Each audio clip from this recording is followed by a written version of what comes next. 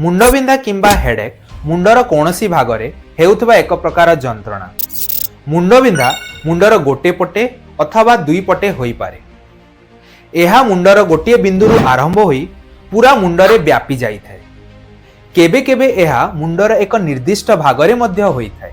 मुंडबिंधा एते कष्टदायक हेइथिले मध्य आमे समस्ते प्रायतः एहाको अणदेखा करि देथाउ। 2022 रो गोटे आर्टिकल रो एहा देखा जाइछि जे 96% लोक निज जीवन काल मध्यरे केबे ना केबे मुंडबिंधा को निश्चित भाव में अनुभव करिथांती। गोटे सिस्टमेटिक रिव्यू अनुसार प्रतिदिन 15.8% लोक मुंडबिंधार शिकार हुअନ୍ତି। 2019 रो डेलिस रैंकिंग अनुसार स्ट्रोक और डिमेंशिया परे मुंडबिंधा को तृतीय स्थान रे रखा जाइछि।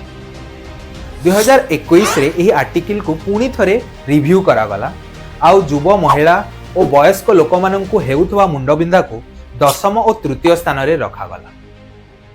एही सबु तथ्य अनुसार यह तो निश्चित जे मुंडबिंधा एक साधारण समस्या नुहे एवं उपयुक्त समय रे यार चिकित्सा करिबा नितांत जरूरी।